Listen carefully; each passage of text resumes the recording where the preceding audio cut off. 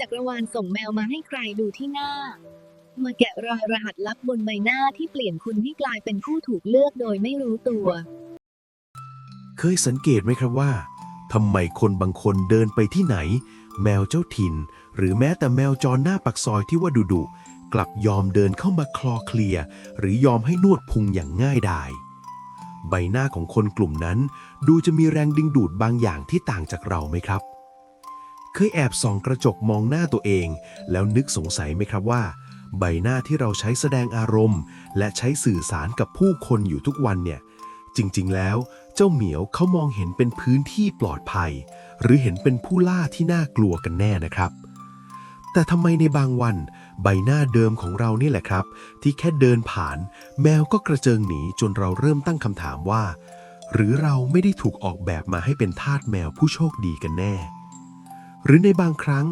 คุณเคยเจอเหตุการณ์ที่น่าเหลือเชื่อไหมครับวันไหนที่คุณรู้สึกใจสงบเป็นพิเศษวันที่คุณไม่ได้พยายามจะวิ่งไล่จับใคร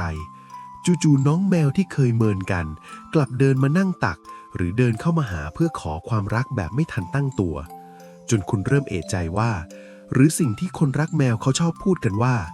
ระบบสุ่มแมวจะทำงานกับคนที่คู่ควรเท่านั้นคำพูดนี้ไม่ใช่แค่เรื่องเล่าที่ฟังดูตลกนะครับ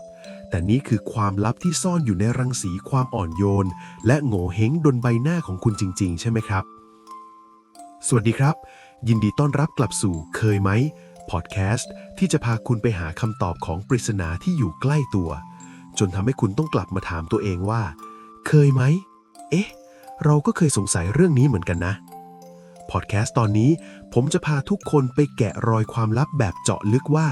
ตามหลักของโหมเฮงใบหน้าที่สืบทอดกันมาและจิตวิทยาของคลื่นพลังงานลักษณะใบหน้าแบบไหนที่เรียกกันว่าหน้าตาเรียกเหมียวแววตาแบบไหนที่สื่อความหวังดีจนแมวป่าหรือแมวดุยังต้องยอมใจอ่อนหรือรูปทรงแก้มและจมูกแบบไหนที่บ่งบอกว่าคุณคือผู้ปกครองที่ใจกว้างและที่พิเศษสุดๆเลยก็คือผมมีเทคนิคปรับสมดุลพลังงานจากภายในสู่ภายนอกที่อยากให้คุณลองเอาไปใช้ดูสักครั้งเพื่อเป็นการเปิดสวิตช์ความร่มเย็นในตัวคุณ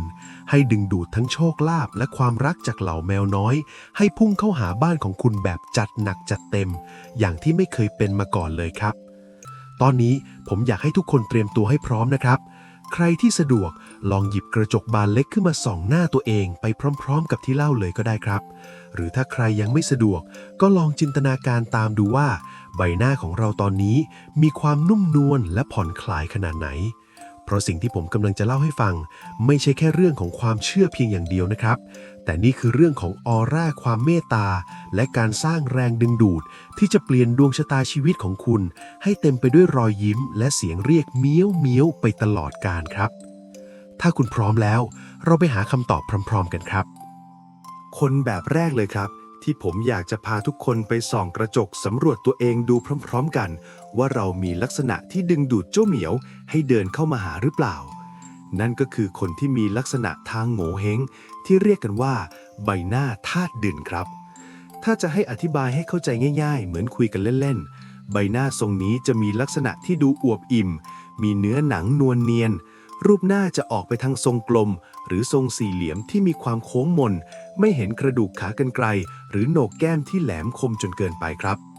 ในทางศาสตร์ของโง่เฮงใบหน้าที่ดูอิ่มเอิบแบบนี้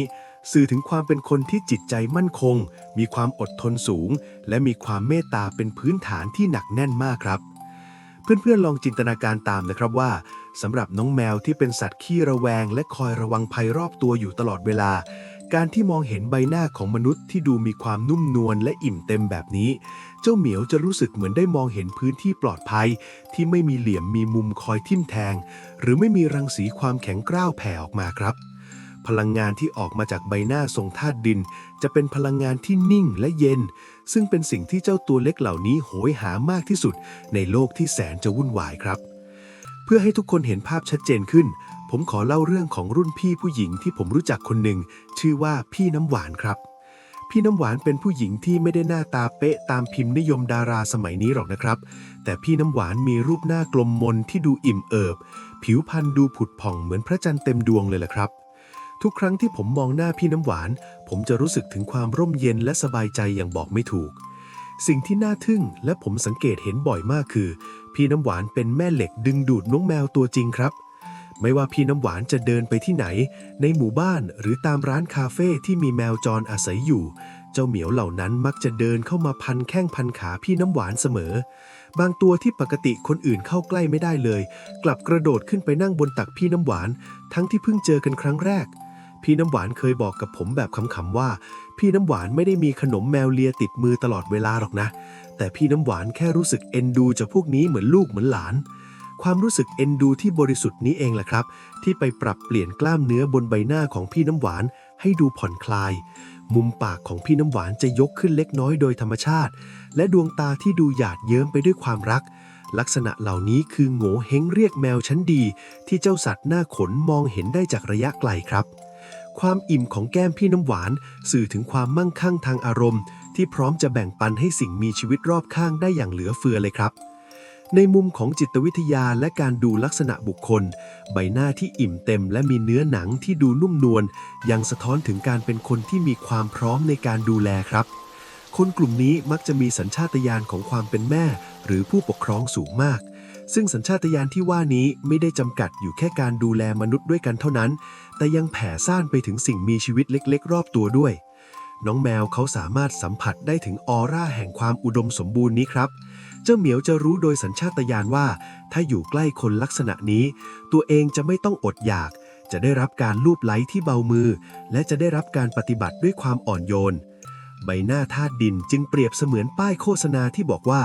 ที่นี่คือเขตปลอดภัยและอบอุ่นสำหรับเธอพลังงานของธาตุดินคือความมั่นคงครับยิ่งใบหน้าดูอิ่มเอิบเท่าไหร่พลังงานความมั่นคงนี้ก็ยิ่งแผ่ออกไปกว้างขวางเท่านั้นทำให้แมวรู้สึกว่ามนุษย์คนนี้พึ่งพาได้และจะไม่ทำร้ายเจ้าเหมียวเด็ดขาดผมยังมีอีกหนึ่งตัวอย่างที่ชัดเจนมากคือคุณลุงสมชายครับคุณลุงสมชายเป็นอดีตข้าราชการที่ดูภูมิฐานมากและมีใบหน้าทรงสี่เหลี่ยมแต่เนื้ออิ่มเต็มตามลักษณะโง่เฮงธาตุดินที่สมบูรณ์มากครับแม้คุณลุงจะเป็นคนที่ดูจริงจังกับการทำงานในสมัยก่อนแต่หลังเกษียณมาอยู่ที่บ้านคุณลุงกลับกลายเป็นคนโปรดของน้องแมวจรทั่วทั้งซอยเลยครับคุณลุงเล่าให้ฟังว่าตอนแรกคุณลุงก็ไม่ได้ตั้งใจจะเลี้ยงแมวเลยแต่ไม่รู้ทำไมพวกเจ้าเหมียวถึงชอบมานั่งจ้องหน้าคุณลุงเวลาคุณลุงนั่งอ่านหนังสือที่หน้าบ้านพอได้ศึกษาเรื่องลักษณะใบหน้าถึงได้เข้าใจว่าลักษณะใบหน้าที่เนื้อหนังอิ่มแน่นและขากรรไกรที่ดูมั่นคงแต่ไม่แหลมคมแบบคุณลุงสื่อถึงคนที่มีความเมตตาและมีความเป็นธรรมสูงเจ้าพวกแมวมองเห็นความใจกว้างผ่านรูปหน้าของคุณลุงครับพวกเจ้าเหมียวสัมผัสได้ว่ามนุษย์คนนี้มีคลังเสบียงที่อุดมสมบูรณ์ทั้งเสบียงอาหารและเสบียงความรักเมื่อคุณลุงเริ่มแบ่งปันอาหารและที่พักให้ความสัมพันธ์ระหว่างคุณลุงกับพวกแมวก็ยั่งยืนมาจนถึงทุกวันนี้ครับ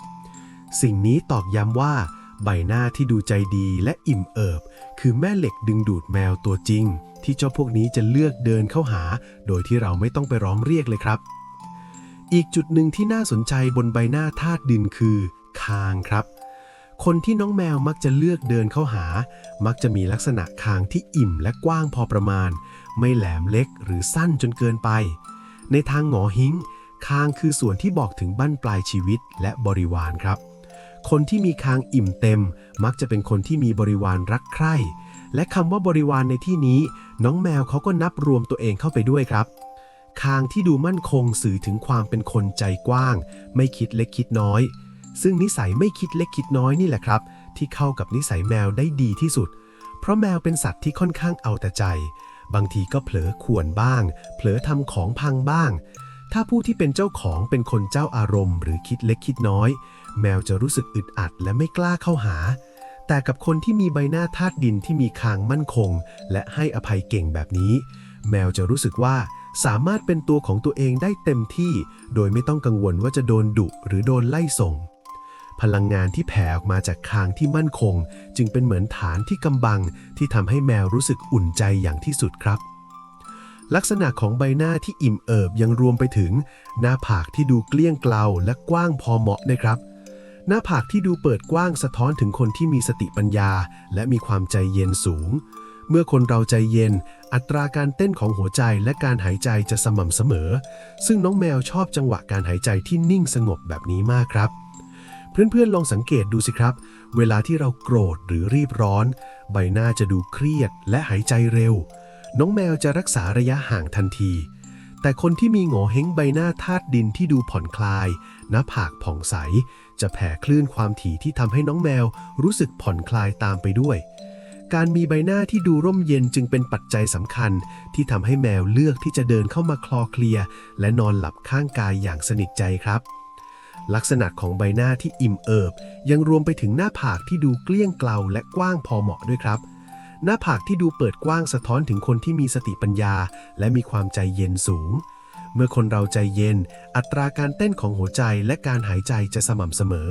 ซึ่งน้องแมวชอบจังหวะการหายใจที่นิ่งสงบแบบนี้มากครับเพื่อนๆลองสังเกตดูสิครับเวลาที่เราโกรธหรือรีบร้อนใบหน้าจะดูเครียดและหายใจเร็วน้องแมวจะรักษาระยะห่างทันทีแต่คนที่มีโง่เห้งใบหน้าธาตุดินที่ดูผ่อนคลายหน้าผากผ่องใสจะแผ่คลื่นความถี่ที่ทำให้น้องแมวรู้สึกผ่อนคลายตามไปด้วยการมีใบหน้าที่ดูร่มเย็นจึงเป็นปัจจัยสำคัญที่ทำให้แมวเลือกที่จะเดินเข้ามาคลอเคลียร์และนอนหลับข้างกายอย่างสนิทใจครับลักษณะของใบหน้าที่อิ่มเอิบยังรวมไปถึงผิวพรรณบนใบหน้าก็บอกอะไรได้เยอะครับคนที่แมวชอบมักจะมีผิวพรรณที่ดูสุขภาพดีและมีความนุ่มนวลผิวที่ดูละเอียดและชุ่มชื้นสะท้อนถึงการเป็นคนที่มีสุขภาพภายในดีและมีพลังชีวิตที่แจ่มใสน้องแมวจะไวต่อกลิ่นและอุณหภูมิผิวของมนุษย์มากครับ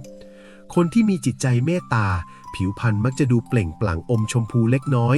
ซึ่งสื่อถึงการไหลเวียนของเลือดลมที่ดีพลังงานที่สดใสนี้จะดึงดูดเจ้าเหมียวให้เข้าหา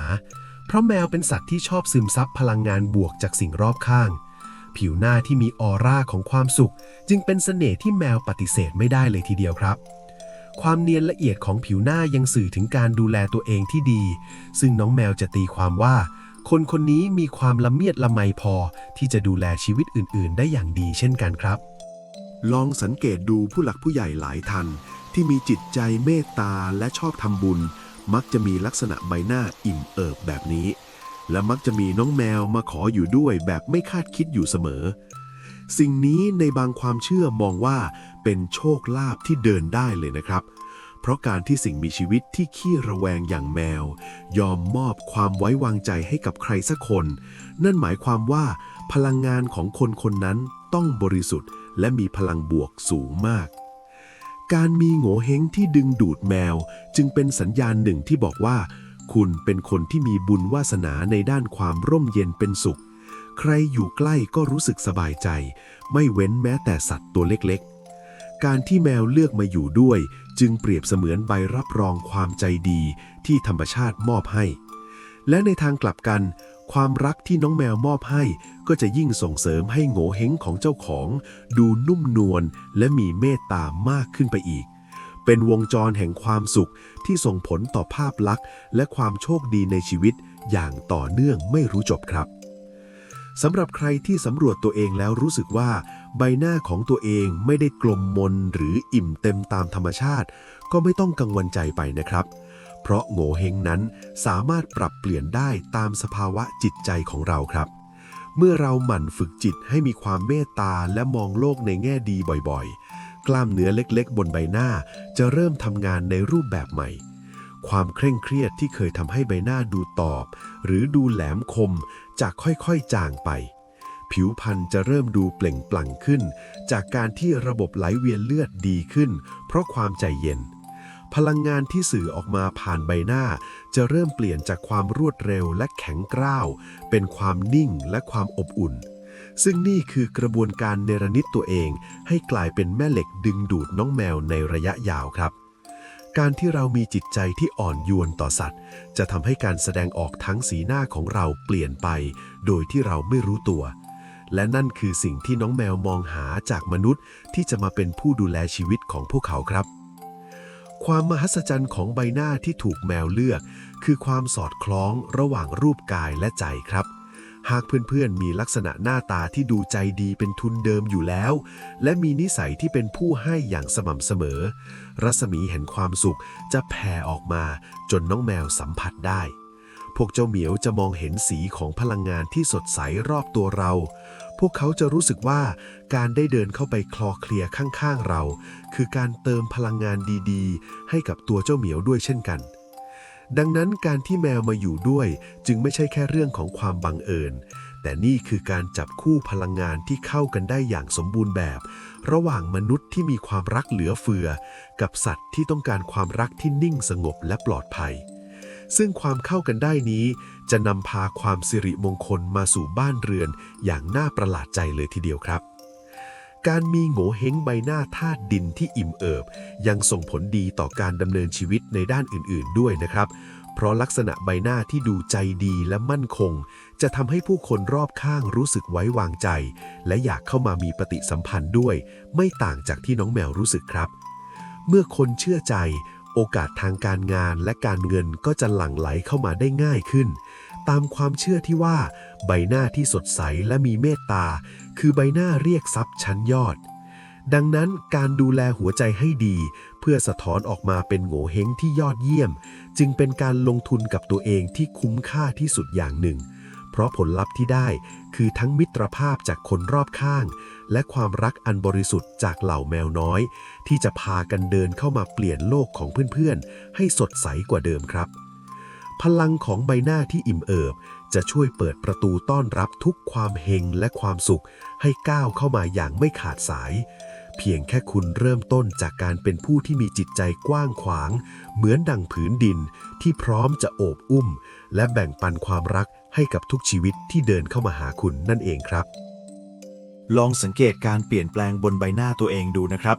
ในวันที่เพื่อนๆรู้สึกมีความสุขและได้ทำประโยชน์เพื่อผู้อื่น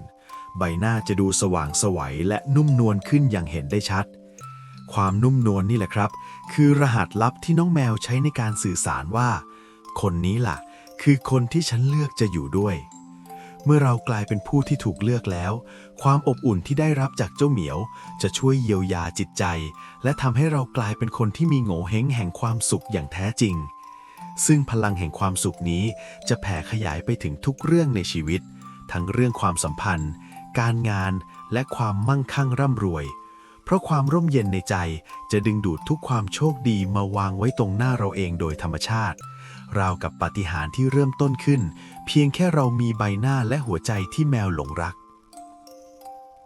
ลักษณะใบหน้าอิ่มเอิบจึงไม่ได้เป็นเพียงเครื่องหมายของความมั่งคั่งในตำราโง่เฮงเท่านั้นแต่นี่คือสัญลักษณ์สากลของความปลอดภัยที่แมวทั่วโลกเข้าใจตรงกันครับการมีรูปหน้าที่เต็มไปด้วยเนื้อหนังที่นุ่มนวลและแววตาที่สงบคือการเตรียมพร้อมที่จะเป็นที่พักพิงอันแสนวิเศษให้กับสิ่งมีชีวิตที่เปราะบางอย่างแมวเมื่อเราทำหน้าที่เป็นผู้ปกป้องและผู้มอบความรักที่ดีลักษณะใบหน้าของเราก็จะยิ่งดูมีบารมีและมีสง่าราศีขึ้นในทุกๆวันที่ผ่านไปความสุขจากการมีแมวมาคลอเคลียร์ข้างกายคือรางวัลที่ล้ำค่าที่สุดที่หาซื้อไม่ได้ด้วยเงินทองแต่นำพามาด้วยโง่เห้งแห่งเมตตาธรรมที่สร้างขึ้นมาจากภายในหัวใจของเราเองครับทุกตารางนิ้วบนใบหน้าที่ได้รับการดูแลด้วยความรักและเมตตาจะกลายเป็นพื้นที่แห่งความอุดมสมบูรณ์ที่พร้อมจะดึงดูดโชคลาภมหาศาลและหนึ่งในโชคลาภที่มหัศจรรย์ที่สุดก็คือการได้เป็นผู้ถูกเลือกจากเจ้าเหมียวนั่นเองความสัมพันธ์ที่ก้าวข้ามผ่านคำพูดนี้จะช่วยสอนให้เราเข้าใจถึงความหมายของชีวิตที่แท้จริงว่าความสุขไม่ได้อยู่ที่การครอบครองแต่อยู่ที่การได้รับการยอมรับด้วยใจจริงจากสิ่งมีชีวิตที่รักอิสระที่สุดในโลกและนั่นคือพลังที่ซ่อนอยู่ภายใต้ใบหน้าธาตุดินที่อิ่มเอิบของทุกคนครับหากมีลักษณะนี้อยู่แล้วก็จงเตรียมตัวต้อนรับสมาชิก4ขาที่จะพากันเดินเข้ามาเปลี่ยนชีวิตให้เต็มไปด้วยความโชคดีและความสุขตลอดไปครับเพราะความใจดีที่แสดงออกผ่านใบหน้านั้นจะเป็นกุญแจสำคัญที่เปิดใจเจ้าเหมียวทุกตัวให้เดินเข้ามาหาคุณอย่างแน่นอนครับในวันที่เราก้มมองกระจกแล้วเห็นรอยยิ้มที่มาจากใจเห็นแก้มที่อิ่มเอิบจากการส่งมอบความรักให้รู้ไว้เลยว่าโง่เห้งเศรษฐีที่ถูกน้องแมวเลือกกำลังทำงานอย่างเต็มที่แล้วล่ะครับความโชคดีไม่ได้อยู่ไกลเลยแต่อยู่ที่ว่าเราจะทำตัวให้เป็นบ้านที่น่าอยู่สำหรับสิ่งมีชีวิตอื่นๆได้มากน้อยแค่ไหน เมื่อใบหน้าของเราคือบ้านที่อบอุ่นสำหรับน้องแมว โลกใบนี้ก็จะกลายเป็นบ้านที่แสนวิเศษสำหรับเราเช่นกันครับ ลักษณะแบบที่สองที่น่าสนใจ และมีความสำคัญมากๆไม่แพ้กันเลย ก็คือเรื่องของดวงตาและแววตาครับ จุดนี้ถือเป็นจุดที่ลึกซึ้งที่สุด เวลาเราพูดถึงเรื่องของเสน่ห์ดึงดูดใจ โดยเฉพาะกับสิ่งมีชีวิตที่มีสัญชาตญาณระแวดระวังภัยสูงอย่างน้องแมว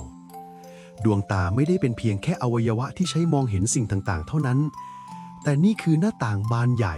ที่ส่งผ่านเจตนาและความรู้สึกภายในออกมาอย่างชัดเจนที่สุด ในทางโหงเฮงหรือศาสตร์การดูลักษณะบุคคล ดวงตาของคนที่เจ้าตัวเล็กจะยอมสยบให้ และเดินเข้ามาคลอเคลียด้วยความเต็มใจ มักจะมีลักษณะพิเศษที่เรียกกันว่า ดวงตาแห่งความเมตตา หรือดวงตาที่มีความฉ่ำน้ำและมีประกายแห่งความอ่อนโยนแฝงอยู่เสมอครับ เพื่อนๆลองนึกภาพตามนะครับว่าสำหรับน้องแมวที่ใช้การมองเห็นเป็นเครื่องมือหลักในการอยู่รอด การที่มนุษย์สักคนจ้องมองมาด้วยดวงตาที่แข็งกร้าวหรือเบิกกว้างจนเห็นตาขาวมากเกินไป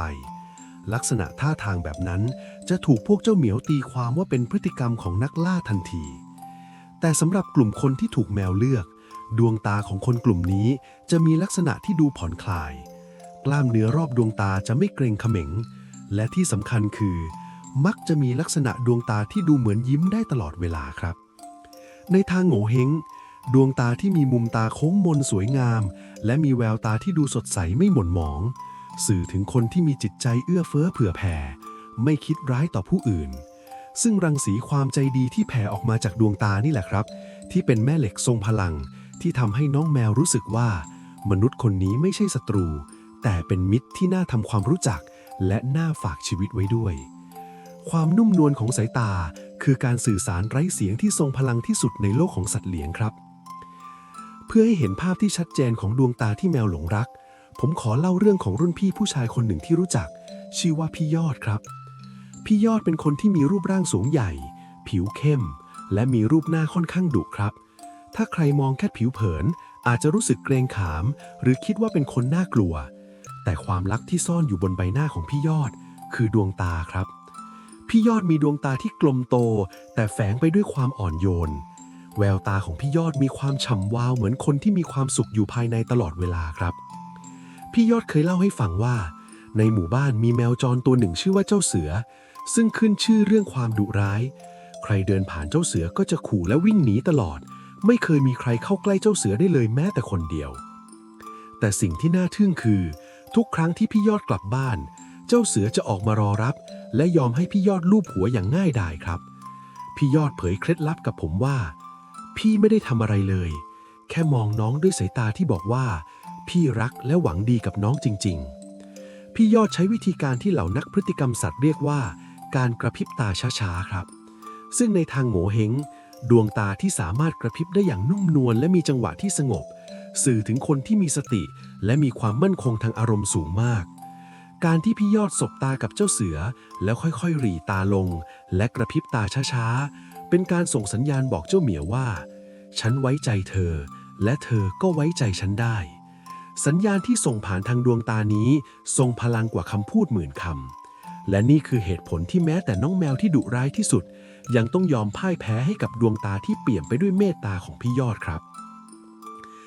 นอกจากความอ่อนโยนแล้วประกายในดวงตาก็เป็นส่วนสำคัญของโหงเฮงที่ดึงดูดโชคลาภและสิ่งดีๆเข้าหาตัวครับคนที่มีดวงตาเป็นประกายมีความสดใสสื่อถึงคนที่มีพลังชีวิตที่สมบูรณ์เมื่อพลังชีวิตดีออร่ารอบตัวก็จะดูสดชื่นน้องแมวซึ่งเป็นสัตว์ที่ไวต่อพลังงานมากจะสัมผัสได้ถึงความสว่างไสวนี้ครับพวกเจ้าตัวเล็กจะรู้สึกอยากเข้าใกล้เพื่อรับพลังงานบวกนั้นเพื่อนๆลองสังเกตดูสิครับว่าเวลาที่เราเครียดหรือเศร้าดวงตาของเราจะดูหม่นแสงและดูเศร้าหมองในช่วงเวลานั้นน้องแมวมักจะรักษาระยะห่างหรือบางตัวอาจจะเดินเข้ามาหาเพียงเพื่อปลอบโยนแต่ดวงตาที่เป็นประกายด้วยความสุขต่างหากที่จะเชิญชวนให้น้องแมวมานอนเล่นและทำกิจกรรมร่วมกับเราอย่างร่าเริงครับดวงตาที่สดใสเปรียบเสมือนแสงเทียนในความดำที่คอยเรียกหาเหล่าแมวน้อยให้เดินเข้ามาหาความอบอุ่นในมุมของคนดังระดับโลกตัวอย่างที่ชัดเจนมากของคนที่มีดวงตาสื่อถึงความเมตตาคือ คีอานูรีฟส์ครับหากเราสังเกตดวงตาของเขาเราจะเห็นแววตาที่สงบนิ่งแต่แฝงไปด้วยความอบอุ่นลึกๆไม่ว่าเขาจะอยู่ในบทบาทไหนแต่ตัวจริงของเขาคือผู้ชายที่ใจดีและถ่อมตัวที่สุดคนหนึ่งลักษณะดวงตาที่ดูมีความเข้าใจโลกและมีความเมตตาสูงแบบนี้เป็นสิ่งที่แมวชอบมากครับเพราะดวงตาคู่นี้ให้ความรู้สึกถึงความเห็นอกเห็นใจและไม่มีความต้องการที่จะไปควบคุมใครดวงตาที่เปิดกว้างรับความรู้สึกของสิ่งมีชีวิตรอบข้างคือลักษณะเด่นที่ทำให้สัตว์เลี้ยงหรือสัตว์ป่ารู้สึกถึงความเป็นมิตรได้อย่างรวดเร็วความนิ่งในดวงตาของเขาสะท้อนถึงจิตใจที่ไร้ความกังวลซึ่งส่งผลให้น้องแมวเข้าหาเขาอย่างเป็นธรรมชาติโดยที่เขาไม่ต้องร้องเรียกเลยลักษณะโงเห้งดวงตาอีกแบบที่น้องแมวมักจะเดินเข้าหาคือดวงตารูปพระจันทร์เสี้ยวหรือดวงตาที่มีความเรียวแต่ดูนุ่มนวลและเป็นมิตรแววตาดูมีเสน่ห์และมีความฉลาดหลักแหลม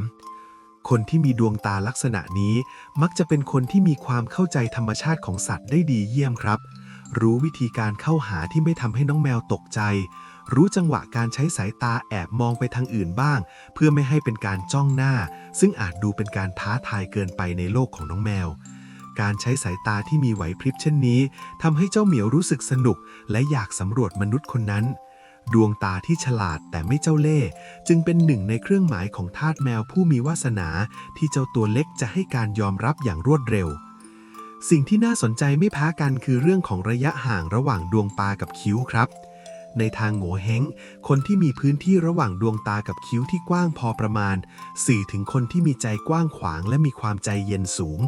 พื้นที่ตรงนี้หากดูอิ่มเต็มและสะอาดสะอ้านจะเป็นสัญลักษณ์ของการมีวาสนาในเรื่องบริวารและความอุดมสมบูรณ์สำหรับน้องแมวแล้วพื้นที่บนใบหน้าที่ดูเปิดกว้างแบบนี้ให้ความรู้สึกถึงความผ่อนคลายอย่างมากครับลองเปรียบเทียบกับคนที่ชอบขมวดคิ้วตลอดเวลาจนหัวคิ้วแทบจะชนกันดวงตาจะดูดุและเคร่งเครียดจนสร้างพลังงานที่กดดันออกมาจนเจ้าเหมียวรู้สึกอึดอัดและเลือกที่จะเดินหนีไปในที่สุดดังนั้นดวงตาที่มาพร้อมกับหัวใจที่เปิดกว้างและพื้นที่คิ้วที่ดูผ่องใส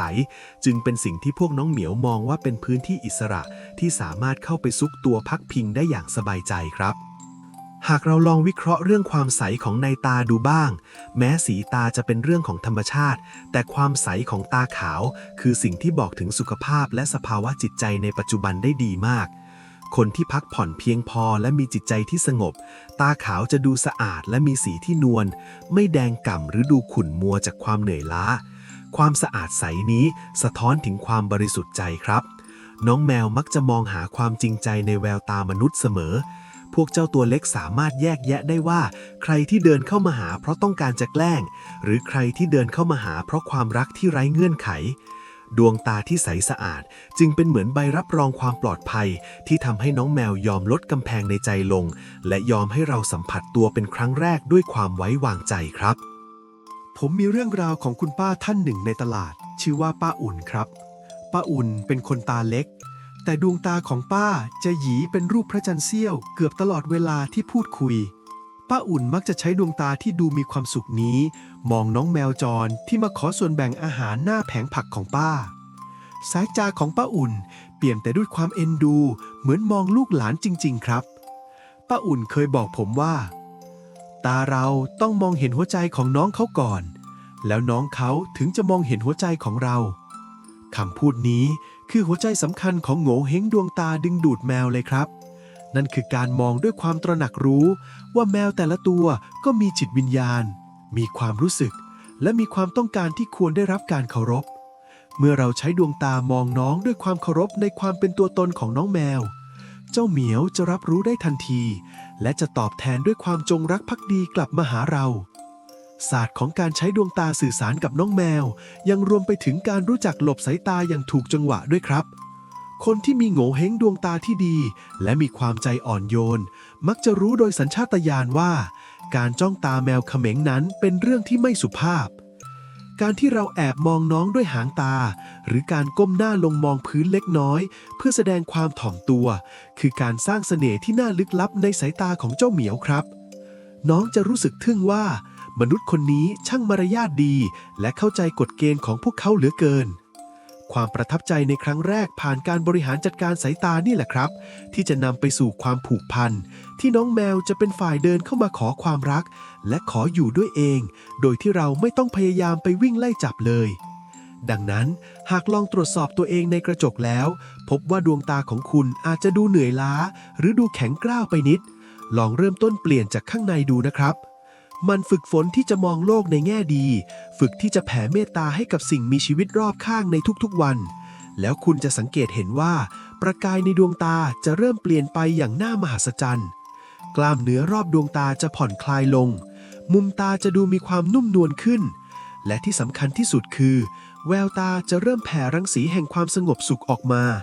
เมื่อนั้นเองครับ ไม่ว่าคุณจะเดินไปที่ไหน หรือแค่นั่งอยู่เฉยๆในสวนหลังบ้าน คุณจะกลายเป็นศูนย์กลางของความไว้วางใจ ที่เหล่าแมวน้อยจะพากันเดินเข้าหาอย่างแน่นอน เพราะดวงตาของคุณได้กลายเป็นพื้นที่ที่ปลอดภัยที่สุดสำหรับพวกเขาไปแล้วครับ ความลับของดวงตาหน้าแมวนี้ยังส่งผลดีต่อชีวิตมนุษย์ในด้านอื่นด้วยนะครับ เพราะการที่เรามีดวงตาที่ดูใจดีและเมตตา นอกจากจะดึงดูดน้องแมวแล้ว ยังดึงดูดความเมตตาจากคนรอบข้างด้วยเช่นกัน ใครเห็นดวงตาที่จริงใจก็อยากช่วยเหลือ ใครเห็นแววตาที่สงบก็อยากร่วมงานด้วย เพราะดวงตาที่สื่อถึงความหวังดี คืออาวุธที่ทรงพลังที่สุดในการสร้างความสัมพันธ์ที่ยั่งยืน การปรับโงเห้งดวงตาเพื่อดึงดูดน้องแมว จึงเป็นการปรับเปลี่ยนตัวเองให้กลายเป็นคนที่มีเสน่ห์ที่อบอุ่น และมีวาสนาดีไปพร้อมๆกันครับ ความโชคดีมักจะวิ่งเข้าหาคนที่มองโลกด้วยสายตาที่เปี่ยมไปด้วยความรักเสมอ แสงสว่างที่ยิ่งใหญ่ที่สุดไม่ได้มาจากดวงอาทิตย์ครับ แต่มาจากดวงตาของมนุษย์ที่มีหัวใจเปี่ยมไปด้วยความเมตตาครับ จงใช้ดวงตาของคุณคู่นี้เป็นสะพานเชื่อมต่อความรู้สึกดีๆกับน้องแมวทุกตัวที่พบเจอ แล้วจะพบว่าโลกใบเดิมนี้จะดูงดงามและน่าอยู่ขึ้นอีกมากมาย เพียงแค่มีสายตาคู่หนึ่งที่มองเห็นคุณค่าของสิ่งมีชีวิตเล็กๆ และนั่นแหละครับคือจุดเริ่มต้นของการเป็นทาสแมวผู้มีวาสนาที่แท้จริง แววตาที่เต็มไปด้วยความเอ็นดูจะนำพาความสิริมงคลและความสุขใจมาสู่บ้านเรือนของคุณอย่างต่อเนื่องไม่รู้จบ ลองใช้เวลาสั้นๆในแต่ละวันฝึกสบตากับน้องแมวของคุณหรือน้องแมวจรหน้าบ้านด้วยความรักที่ไร้เงื่อนไขดูนะครับ กระพริบตาให้พวกเขาช้าๆส่งผ่านความรู้สึกปลอดภัยไปที่ปลายนิ้วและดวงตา แล้วคุณจะเห็นปาฏิหาริย์ของการสื่อสารที่ก้าวข้ามขีดจำกัดของภาษา เมื่อแววตาของมนุษย์และแววตาของน้องแมวมาบรรจบกันที่ความสงบ ความรักที่บริสุทธิ์ที่สุดก็จะเบ่งบานขึ้นในหัวใจของทั้งสองฝ่าย และนั่นคือความหมายที่แท้จริงของดวงตาสื่อใจในศาสตร์ของการเป็นผู้ที่ถูกแมวเลือกครับ การเป็นคนมีโงเห้งดวงตาดีจึงไม่ได้แปลว่าต้องมีรูปตาที่เพอร์เฟกต์เหมือนดาราแต่หมายถึงดวงตาที่รู้วิธีการส่งต่อความรักและความมั่นคงออกไปสู่โลกภายนอกต่างหากครับ ดวงตาที่สื่อสารความอ่อนโยนได้ดียังช่วยลดระดับความตึงเครียดในใจของเราเองด้วยนะครับทุกครั้งที่เรามองสิ่งมีชีวิตอื่นด้วยความเมตตาร่างกายจะหลั่งสารแห่งความสุขออกมาซึ่งสารนี้จะไปช่วยซ่อมแซมและบำรุงเซลล์ต่างๆทำให้ดวงตาดูมีน้ำมีนวลและดูอ่อนเยาว์กว่าวัยซึ่งเหล่านี้ล้วนส่งผลต่อความโชคดีในระยะยาวการมีแววตาที่น้องแมวรักจึงเป็นเหมือนการเปิดประตูรับพลังงานบวกเข้ามาสู่ชีวิตในทุกมิติเมื่อเราทำตัวให้เป็นมิตรกับธรรมชาติธรรมชาติก็จะส่งมอบของขวัญที่วิเศษที่สุดนั่นคือมิตรภาพจากสิ่งมีชีวิตที่รักอิสระอย่างน้องแมวมาให้เราถึงที่บ้านเลยล่ะครับจงรักษาประกายในดวงตาให้ใสสะอาดและเปี่ยมไปด้วยความหวังอยู่เสมอเพราะแววตาที่สว่างไสวคือสัญลักษณ์ของคนที่มีวาสนาและมีจิตใจที่กว้างขวางเมื่อดวงตาของคุณคู่นี้เปิดกว้างเพื่อโอบกอดความสวยงามของชีวิตไม่ว่าจะเป็นน้องแมวหรือผู้คนก็ล้วนแต่อยากจะเดินเข้ามาสัมผัสไออุ่นจากพลังงานที่ยอดเยี่ยมนี้ทั้งสิ้นพลังของดวงตาที่ถูกแมวเลือกจึงเป็นพลังที่นำพาความร่มเย็นมาสู่ครอบครัวและสร้างปาฏิหาริย์แห่งความรักให้เกิดขึ้นได้ในทุกย่างก้าวที่เดินไปครับลักษณะดวงตาที่ดูเมตตานี้แหละครับที่จะเป็นเครื่องยืนยันว่าคุณคือมนุษย์ที่เจ้าเหมียวพร้อมจะมอบหัวใจให้ดูแลไปตลอดชีวิตนอกจากนี้การที่เรามีสติอยู่กับดวงตา ยังช่วยให้เราเป็นคนใจเย็นขึ้นในสถานการณ์ที่บีบคั้น เมื่อเรามองน้องแมวด้วยความรักบ่อยๆ หัวใจเราจะถูกฝึกให้รู้จักการรอคอยและการยอมรับในสิ่งที่ผู้อื่นเป็น ซึ่งเป็นนิสัยของเศรษฐีที่มีความสุขครับ ความมั่งคั่งมักจะไหลไปหาคนที่มีความสงบนิ่ง และมีสายตาที่มองการไกลแต่แฝงด้วยความอ่อนโยน ดังนั้นจงภูมิใจเถอะครับ ถ้าวันนี้มีน้องแมวสักตัวเดินเข้ามาจ้องตาคุณแล้ว กระพริบตาให้ช้าๆ นั่นคือสัญญาณว่าคุณมีโง่เฮงของคนมีบุญ และมีเสน่ห์ที่ยิ่งใหญ่ที่พร้อมจะดึงดูดสิ่งดีๆเข้ามาหาชีวิตอย่างแน่นอนครับ ปลายนิ้วที่สัมผัสได้ถึงความอบอุ่น และดวงตาที่สื่อสารความหวังดี จะเป็นกุญแจสำคัญที่ทำให้คุณและน้องแมวกลายเป็นส่วนหนึ่งของกันและกันได้อย่างสมบูรณ์แบบครับ ความสุขที่เกิดขึ้นจากการได้มองสบตากับน้องแมวที่รักเรา คือรางวัลที่ยิ่งใหญ่ที่สุดที่ช่วยเยียวยาความเหนื่อยล้าจากการทำงานมาทั้งวัน และทำให้เรารู้สึกว่าเราไม่ได้อยู่ลำพังบนโลกใบนี้ แววตาแห่งความเมตตานี่แหละครับที่จะสร้างสวรรค์เล็กๆขึ้นในบ้านของคุณเองในทุกๆวันที่ตื่นขึ้นมาพบเจอกับเพื่อนสี่ขาสุดที่รักคู่นี้ครับ การที่ดวงตาของเราดูมีพลังงานบวกยังช่วยให้เรามองเห็นโอกาสใหม่ๆได้ชัดเจนขึ้นด้วยครับเพราะเมื่อใจเราเปิดรับความรักจากสัตว์โลกมุมมองต่อโลกใบนี้ของเราก็จะเปลี่ยนไปเราจะเห็นความสวยงามในรายละเอียดเล็กๆน้อยๆและนั่นคือจุดเริ่มต้นของความคิดสร้างสรรค์และไอเดียที่นำไปสู่ความมั่งคั่งได้ในที่สุดครับโง่เฮงดวงตาที่แมวรักจึงเป็นมากกว่าแค่เรื่องของใบหน้าแต่มันคือเรื่องของทัศนคติต่อชีวิตที่แสนจะงดงามและเรียบง่ายครับจงใช้ดวงตาของคุณมองโลกด้วยความอ่อนโยนและส่งต่อความรักนั้นไปยังเจ้าเหมียวทุกตัวที่คุณพบเจอแล้วคุณจะพบว่าปาฏิหาริย์แห่งความรักและความโชคดีนั้นอยู่รอบตัวเราเสมอเพียงแค่เราใช้หัวใจที่ใสสะอาดและดวงตาที่เปี่ยมด้วยเมตตามองหาสิ่งเหล่านั้นให้เจอครับและนั่นแหละครับคือความลับที่ยิ่งใหญ่ที่สุดของดวงตาสื่อใจในวิถีของการเป็นทาสแมวผู้โชคดีอย่างแท้จริงครับลักษณะแบบที่ 3 ที่ผมอยากชวนให้ทุกคนลองสังเกตกันต่อคือเรื่องของโหนกแก้มและจมูกครับจุดนี้ในทางโง่เว้งเปรียบเสมือนคลังเสบียงและอำนาจในการปกครองที่นุ่มนวลซึ่งเป็นสิ่งที่ดึงดูดเจ้าเหมียวให้เดินเข้ามาฝากท้องและฝากชีวิตไว้ด้วยอย่างมากครับเพื่อนๆลองนึกภาพตามนะครับว่าสำหรับสิ่งมีชีวิตตัวเล็กๆอย่างน้องแมวสิ่งที่เจ้าตัวเล็กเหล่านี้มองหาจากมนุษย์ไม่ใช่แค่ความรักเพียงอย่างเดียวแต่คือความมั่นคงและความอุดมสมบูรณ์ครับพวกน้องเหมียวต้องการความมั่นใจว่าถ้าเลือกอยู่กับคนคนนี้แล้วจะมีอาหารที่อิ่มหนำมีที่นอนที่อบอุ่นและมีผู้คุ้มครองที่แข็งแกร่งพอจะปกป้องพวกเขาได้ซึ่งลักษณะโหนกแก้มและจมูกบนใบหน้าของพวกเรานี่แหละครับคือจุดที่สะท้อนพลังงานเหล่านี้ออกมาได้ชัดเจนที่สุดในศาสตร์การดูลักษณะบุคคลโหนกแก้มที่ดูอิ่มเต็มและมีเนื้อหนังห่อหุ้มอย่างพอเหมาะไม่แหลมคมหรือเห็นกระดูกปูดออกมาจนดูดุดันสื่อถึงคนที่มีความเมตตาและมีความเป็นผู้ให้สูงมากครับโหนกแก้มลักษณะนี้ในทางโง่เว้งบอกถึงบารมีและการมีบริวารที่ดีซึ่งในที่นี้เจ้าเหมียวเขาก็จัดตัวเองให้เป็นหนึ่งในบริวารคนสำคัญของคุณด้วยเช่นกันครับพลังงานที่แผ่ออกมาจากโหนกแก้มที่นุ่มนวลจะทำให้แมวรู้สึกว่ามนุษย์คนนี้ไม่ใช่คนเผด็จการไม่ใช่คนที่ชอบใช้อำนาจกดขี่แต่เป็นคนที่มีอำนาจในการปกป้องดูแลด้วยความรักความรู้สึกปลอดภัยที่เกิดขึ้นเมื่อได้มองใบหน้าที่มีโหนกแก้มอิ่มเอิบจึงเป็นแม่เหล็กชั้นดีที่ทำให้แมวอยากจะเดินเข้ามาคลอเคลียร์และนอนหงายพุงให้ลูบด้วยความไว้ใจอย่างที่สุดครับเพื่อให้เห็นภาพที่ชัดเจนของทาสแมวสายเปย์ที่มีเสบียงพร้อมผมขอเล่าเรื่องของรุ่นพี่ที่ผมสนิทมากคนหนึ่งชื่อว่าพี่ป๊อปครับ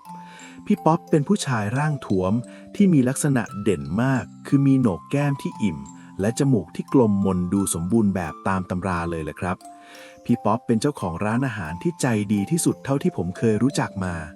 สิ่งที่ผมสังเกตเห็นประจำคือที่หลังร้านของพี่ป๊อปมักจะมีแมวจรแวะเวียนมาหาอยู่เสมอและไม่ใช่แค่มาขออาหารนะครับ แต่พวกเจ้าเหมียวดูจะชอบเดินตามพี่ป๊อปไปทุกที่ในร้าน พี่ป๊อปเคยเล่าให้ผมฟังว่า พี่ไม่รู้เหมือนกันว่าทำไมพวกน้องเขาถึงชอบพี่นัก พี่แค่รู้สึกว่าเห็นพวกน้องเขาหิว แล้วพี่ทนไม่ได้ พี่อยากให้พวกน้องเขาได้กินของดีๆ ได้อยู่ในที่สบายๆ ความรู้สึกทนไม่ได้ที่จะเห็นผู้อื่นลำบากนี่แหละครับ คือพลังงานที่สะท้อนออกมาเป็นลักษณะโหนกกล้ามและจมูกที่ดูอุดมสมบูรณ์ จมูกในทางโง่เว้งคือจุดที่บอกถึงเรื่องทรัพย์สินและจิตใจที่กว้างขวาง คนที่มีจมูกเป็นรูปทรงสวยงาม ปีกจมูกอิ่มหนา สื่อถึงคนที่มีความใจกว้าง ไม่ขี้เหนียว และมีความพร้อมที่จะแบ่งปันเสบียงอาหารให้กับผู้อื่น น้องแมวเขาฉลาดมากนะครับ เขาจะมองดูและสัมผัสได้ว่า มนุษย์คนไหนที่มีพลังงานของคลังเสบียงที่ไม่มีวันหมด และคนคนนั้นก็คือคนที่มีจมูกอิ่มเต็มแบบพี่ป๊อปนี่เองครับ การที่เจ้าเหมียวเลือกเดินเข้าหาคนลักษณะนี้ จึงเป็นการเลือกที่ชาญฉลาด เพราะเขารู้ว่ามนุษย์คนนี้จะดูแลเรื่องปากท้องของเขาได้อย่างดีเยี่ยมไปตลอดชีวิตครับ จมูกที่ดูสมบูรณ์ยังบอกถึงความมีวาสนาและใจที่เป็นธรรมด้วยครับ แมวเป็นสัตว์ที่รักความยุติธรรมมากนะครับ ถ้าเราเลี้ยงแมวหลายตัวแล้วเราลำเอียง น้องแมวเขาจะรู้และแสดงอาการทันที แต่คนที่มีโง่เว้งจมูกดี มักจะเป็นคนที่มีใจเที่ยงธรรมและมีความละเมียดละไมในการดูแลผู้อื่น การสม่ำเสมอในการให้อาหาร การใส่ใจในความสะอาดของถ้วยน้ำและการมอบความรักอย่างทั่วถึง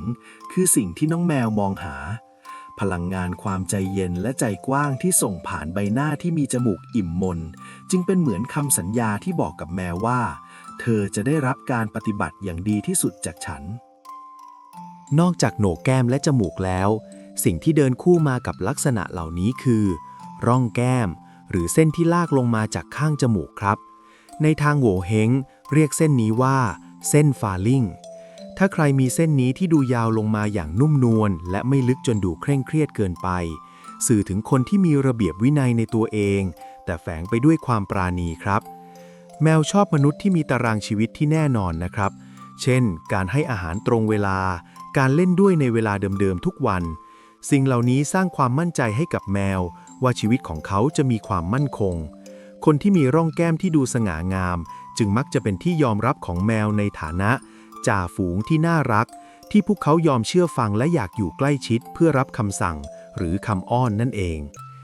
อีกจุดที่น่าสนใจคือ พื้นที่บริเวณเหนือริมฝีปาก หรือที่เรียกว่า ร่องหยักใต้จมูกครับ ในทางโง่เฮงพื้นที่ตรงนี้สื่อถึงอายุไขและการมีทายาทบริวารที่ดี ถ้าพื้นที่ตรงนี้กว้างและลึกชัดเจน ก็นับว่าเป็นผู้ที่มีวาสนาสูงสำหรับคนรักแมว พื้นที่ตรงนี้ที่ดูเกลี้ยงเกลาและผ่องใส สะท้อนถึงคนที่มีความอดทนและใจเย็นในการสื่อสารกับสัตว์เลี้ยงครับ เพื่อนๆเคยเห็นคนที่พยายามคุยกับแมวแล้วแมวเดินหนีไหมครับ บางครั้งเป็นเพราะรังสีความรำคาญหรือความกดดันแผ่ออกมา แต่กับคนที่มีพื้นที่เหนือริมฝีปากที่สมบูรณ์ พลังงานที่ออกมาจะเป็นความอ่อนโยนทำให้คำพูดหรือเสียงเรียกชื่อน้องแมวมีพลังงานที่นุ่มนวลจนเจ้าเหมียวอยากจะหยุดฟังและเดินเข้ามาหาเพื่อขอความรัก ลักษณะโหนกแก้มที่อิ่มเอิบยังมีความสัมพันธ์กับอารมณ์ขันและเป็นคนมองโลกในแง่ดีด้วยครับ คนที่ยิ้มบ่อยๆจนแก้มดูยกกระชับและอิ่มน้ำมักจะเป็นคนที่ทำให้บรรยากาศรอบตัวดูสดใส แมวเป็นสัตว์ที่ไวต่อความตึงเครียดมากครับ ถ้าเราเครียดจนหน้าตอบ แก้มซูบลง แมวจะสัมผัสได้ถึงพลังลบและรักษาระยะห่างทันที แต่ถ้าเรามีจิตใจที่เบิกบานและเผื่อแผ่ความสุขผ่านโง่เฮงแก้มที่สดใส เจ้าเหมียวจะรู้สึกถึงความสนุกสนานและอยากจะเข้ามาร่วมวงสนทนาด้วย พลังงานของความสุขนี่แหละครับที่เป็นอาหารสมองชั้นเลิศสำหรับน้องแมวทำให้เขารู้สึกว่าการอยู่กับเราคือช่วงเวลาที่วิเศษที่สุดในแต่ละวัน ผมมีเรื่องราวของน้องป่านเพื่อนอีกคนหนึ่งที่เปลี่ยนตัวเองจนแมวรักครับ เมื่อก่อนน้องป่านเป็นคนทำงานหนักมากจนหน้าตาดูซูบเซียวโหนกแก้มแหลมคมและจมูกดูแห้งแล้งจากการพักผ่อนไม่เพียงพอช่วงนั้นแมวที่บ้านน้องป่านเองยังไม่ค่อยอยากจะเดินเข้าหาเลยครับ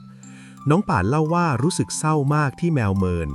หลังจากนั้นน้องป่านเริ่มปรับเปลี่ยนไลฟ์สไตล์หันมาดูแลสุขภาพและฝึกทำสมาธิแผ่เมตตาทุกเช้าพอน้องป่านใจเย็นลงและมีความสุขมากขึ้นใบหน้าก็เริ่มกลับมาดูมีน้ำมีนวล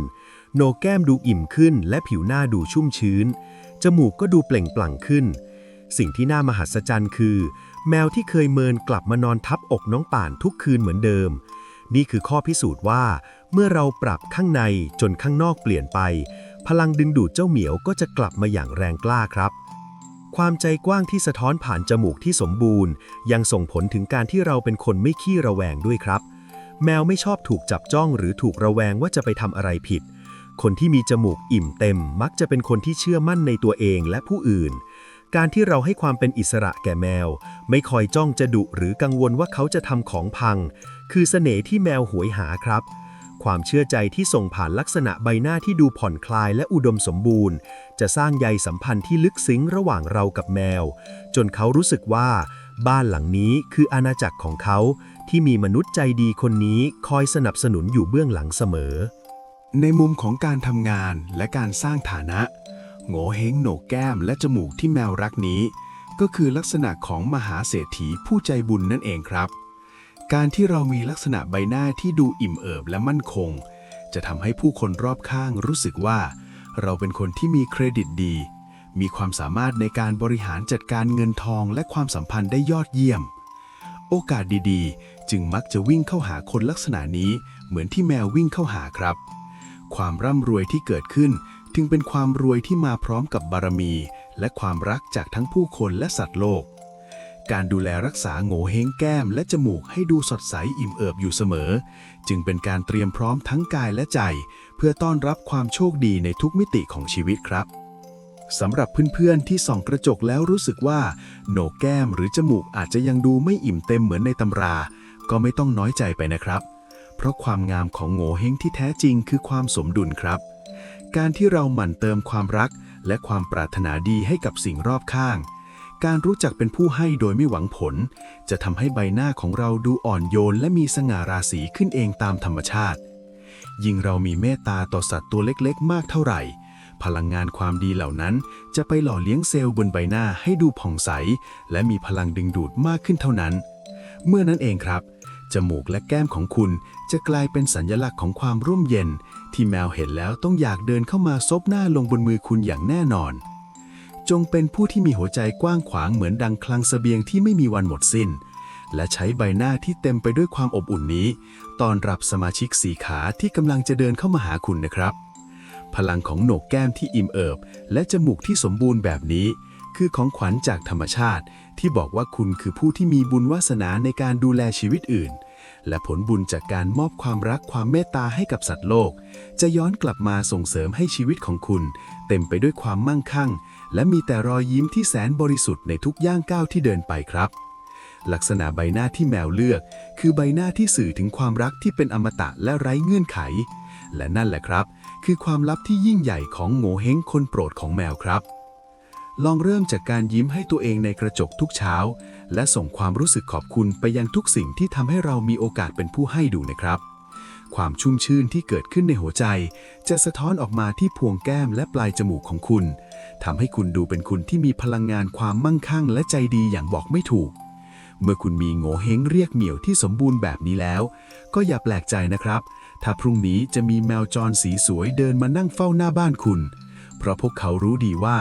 ที่แห่งนี้มีทาสแมวมือโปรที่มีทั้งเสบียงรักและเสบียงอาหารรอต้อนรับเขาอยู่นั่นเองครับ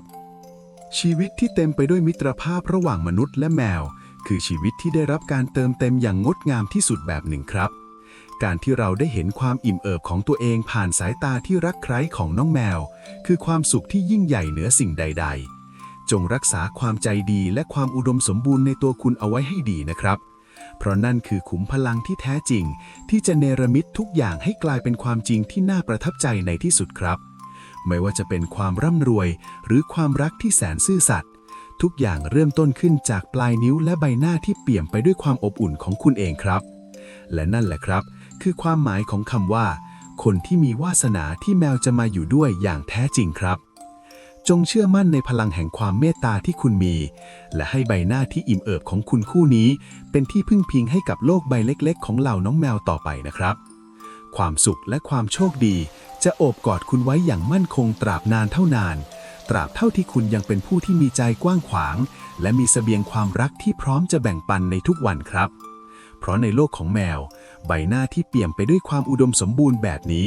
คือความสวยงามที่ยิ่งใหญ่ที่สุดที่พวกเขาเคยพบเจอมาเลยล่ะครับ ลักษณะถัดมาที่ผมอยากจะพาทุกคนไปแกะรอยความลับกันต่อ เป็นจุดที่ทรงพลังมากทั้งในเรื่องของการดึงดูดโชคลาภและการมัดใจเจ้าตัวเล็กสี่ขา นั่นก็คือเรื่องของริมฝีปากและน้ำเสียงครับ ในทางโงเห้งปากคือประตูแห่งขุมทรัพย์ และเป็นจุดที่ใช้ถ่ายทอดพลังงานผ่านคำพูดและเสียงสะท้อนออกมา เพื่อนๆลองสังเกตดูนะครับว่าสำหรับน้องแมวที่มีประสาทสัมผัสในการรับเสียงที่ไวเป็นพิเศษ ริมฝีปากและน้ำเสียงของผู้ที่เป็นเจ้าของคือสิ่งที่ส่งผลต่อความรู้สึกปลอดภัยของเจ้าเหมียวโดยตรงเลยละครับ คนที่แมวอยากจะเข้ามาอยู่ด้วยมักจะมีลักษณะรูปปากที่แผ่รังสีของความใจดีออกมาแม้ในยามที่ไม่ได้พูดอะไรเลยก็ตามในศาสตร์การดูลักษณะใบหน้าริมฝีปากที่มีลักษณะเป็นปากกระจับหรือมีรอยหยักที่ชัดเจนและมุมปากทั้งสองข้างยกขึ้นเล็กน้อยเหมือนกำลังอมยิ้มอยู่ตลอดเวลาคือลักษณะที่ยอดเยี่ยมมากครับ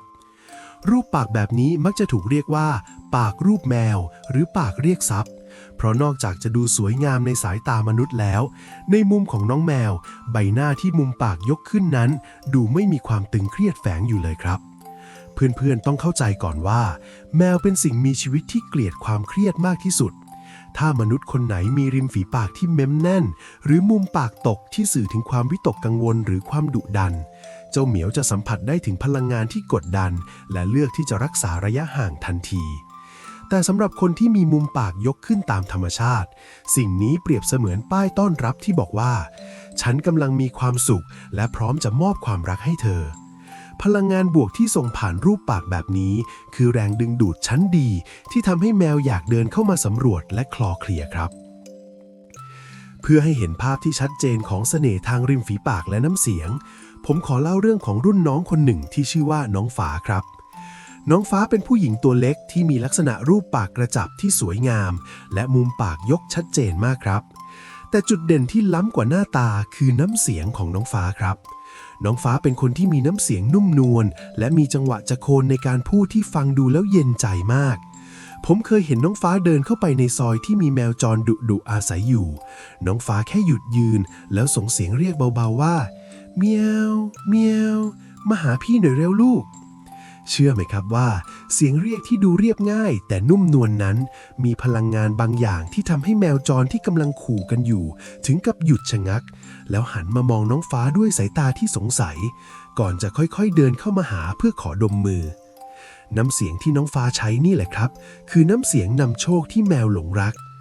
น้องฟ้าเคยเล่าให้ฟังว่าเวลาคุยกับแมวน้องฟ้าจะไม่ใช้เสียงที่ดังจนเกินไปหรือเสียงที่แหลมเล็กจนดูเหมือนการกรีดร้องแต่น้องฟ้าจะใช้โทนเสียงที่ทุ้มต่ำนิดๆแต่แฝงไปด้วยความอบอุ่นและความเอ็นดูอย่างที่สุดการสื่อสารที่สอดคล้องกันระหว่างริมฝีปากที่ดูใจดีและน้ำเสียงที่นุ่มนวลทำให้น้องฟ้ากลายเป็นคนโปรดของแมวทุกตัวที่ได้เจอความรวยของน้องฟ้าในที่นี้จึงไม่ได้มีแค่เรื่องเงินทองครับแต่คือความรวยในมิตรภาพและความรักจากสัตว์โลกซึ่งในทางโงเห้งบอกว่าคนที่มีปากกระจับและเสียงดีแบบนี้มักจะเป็นคนที่มีวาทศิลป์พารวยเจรจาอะไรก็ประสบความสำเร็จและมักจะมีบริวารหรือน้องแมวคอยค้ำจุนอยู่เสมอจังหวะการพูดและการขยับริมฝีปากก็บอกอะไรได้เยอะครับคนที่แมวมักจะเลือกเดินเข้าหามักจะเป็นคนที่มีวิธีการพูดที่ไม่รีบร้อนจนเกินไปการพูดที่ชัดถ้อยชัดคำแต่นุ่มนวลสะท้อนถึงคนที่มีสติและมีความอดทนสูงแมวชอบมนุษย์ที่มีความอดทนนะครับเพราะบางครั้งเจ้าเหมียวต้องการเวลาในการทำใจก่อนจะยอมให้ใครสัมผัสคนที่ใช้ริมฝีปากสื่อสารความรักผ่านน้ำเสียงที่มั่นคงและสม่ำเสมอจะช่วยสร้างความไว้วางใจให้กับแมวได้เร็วมากครับลองสังเกตดูสิครับเวลาที่เราใช้เสียงที่นุ่มนวลคุยกับแมวหูของเจ้าเหมียวจะขยับตามจังหวะเสียงและแววตาจะดูเคลิ้มขรึมสิ่งนี้คือปฏิกิริยาที่แมวมีต่อพลังงานเสียงระดับคุณภาพซึ่งมักจะมาจากมนุษย์ที่มีโง่เห้งปากที่สมบูรณ์และจิตใจที่สงบนิ่งนั่นเองครับริมฝีปากที่ดูอิ่มเอิบและมีสีสันสดใสยังบอกถึงพลังชีวิตที่เต็มเปี่ยมและสุขภาพที่แข็งแรงด้วยครับในทางศาสตร์โบราณริมฝีปากที่มีเลือดฝาด สะท้อนถึงการเป็นคนที่มีจิตใจร่าเริงและใจกว้างแมวไวต่อกลิ่นและพลังงานรอบๆปากของมนุษย์มากครับถ้าเราเป็นคนอารมณ์ดีริมฝีปากของเราจะดูผ่อนคลายและไม่แห้งกร้านพลังงานที่สดใสนี้จะดึงดูดเจ้าเหมียวให้เข้าหาเพราะแมวต้องการสัมผัสความอบอุ่นจากสิ่งรอบข้างริมฝีปากที่มีออร่าของความสุขจึงเป็นเสน่ห์ที่แมวปฏิเสธไม่ได้เลยทีเดียวความเนียนนุ่มของริมฝีปากยังสื่อถึงความละเอียดอ่อนในการใช้ชีวิตซึ่งแมวจะรู้สึกได้ว่าคนคนนี้มีความอ่อนโยนพอที่จะดูแลขนสวยๆของพวกเขาได้อย่างดีเยี่ยมครับอีกจุดที่น่าสนใจคือเรื่องของฟันที่ซ่อนอยู่หลังริมฝีปากครับในทางโง่เฮงคนที่มีฟันเรียบเสมอกันและดูขาวสะอาดสื่อถึงคนที่มีสัจจะและมีความซื่อสัตย์สูงสำหรับคนรักแมวความซื่อสัตย์คือสิ่งสำคัญมากครับแม้เราจะพูดกับแมวไม่รู้เรื่องแต่แมวเขาสัมผัสได้ถึงเจตนาที่บริสุทธิ์ครับการที่เราส่งรอยยิ้มที่จริงใจผ่านริมฝีปากที่เปิดเผยให้เห็นฟันที่สะอาดสะอ้านคือการบอกกับแมวว่าฉันไม่มีความลับและไม่คิดจะหลอกลวงเธอความมั่นคงในคำพูดและการกระทำที่สอดคล้องกันจะทำให้แมวรู้สึกปลอดภัยที่จะฝากชีวิตไว้ด้วยและนั่นแหละครับคือจุดเริ่มต้นของการเป็นทาสแมวผู้มีวาสนาที่เจ้าพวกนี้จะยอมเดินเข้ามาขออยู่ด้วยอย่างถาวรครับ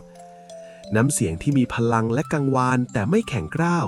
ยังสัมพันธ์กับการเป็นคนที่มีอำนาจในการปกครองที่นุ่มนวลด้วยครับ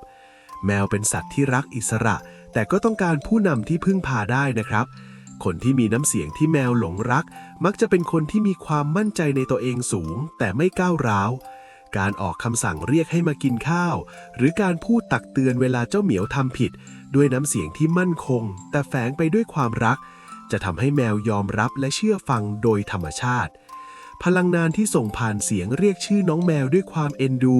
จึงเป็นเหมือนสายใยที่มองไม่เห็นที่ผูกพันหัวใจของเรากับน้องแมวเข้าไว้ด้วยกันอย่างแน่นแฟ้นครับนอกจากนี้การที่เราใช้ริมฝีปากในการจุ๊บหรือแสดงความรักเบาๆกับแมวก็เป็นศาสตร์การสื่อสารอย่างหนึ่งครับคนที่มีริมฝีปากที่นุ่มนวลและอ่อนโยนจะสามารถสื่อสารความรักผ่านสัมผัสได้ดีเยี่ยมแมวจะรับรู้ได้ถึงไออุ่นและความปรารถนาดีที่ส่งผ่านผิวสัมผัสรอยยิ้มของคุณพลังแห่งความรักที่ออกมาจากริมฝีปากกระจับที่ดูใจดีจะช่วยเยียวยาจิตใจที่บอบช้ำของแมวจรให้กลับมามีความสุขได้อีกครั้งการมีรูปปากที่ดูร่มเย็นและยิ้มง่ายจึงเป็นปัจจัยสำคัญที่ทำให้แมวเลือกที่จะเดินเข้ามานอนหลับข้างกายอย่างสนิทใจเพราะพวกเขารู้สึกได้ถึงความรักที่ไม่มีเงื่อนไขนั่นเองครับสำหรับเพื่อนๆที่ส่องกระจกแล้วรู้สึกว่ามุมปากอาจจะดูตกหรือรูปปากอาจจะไม่ได้สวยงามตามตำราก็ไม่ต้องน้อยใจไปนะครับเพราะโง่เฮงริมฝีปากนั้นสามารถปรับได้ด้วยรอยยิ้มและคำพูดบวกครับเมื่อเราหมั่นพูดจาด้วยคำพูดที่ไพเราะพูดถึงเรื่องที่เป็นมงคลและหมั่นยิ้มให้กับตัวเองและสิ่งรอบข้างบ่อยๆกล้ามเนื้อรอบปากจะเริ่มยกตัวขึ้นเองตามธรรมชาติมุมปากที่เคยตกจะค่อยๆขยับขึ้นทำให้ใบหน้าดูสว่างไสวขึ้นน้ำเสียงที่เคยแข็งกร้าวก็จะเริ่มอ่อนนุ่มลงตามสภาวะจิตใจที่ใจเย็นขึ้น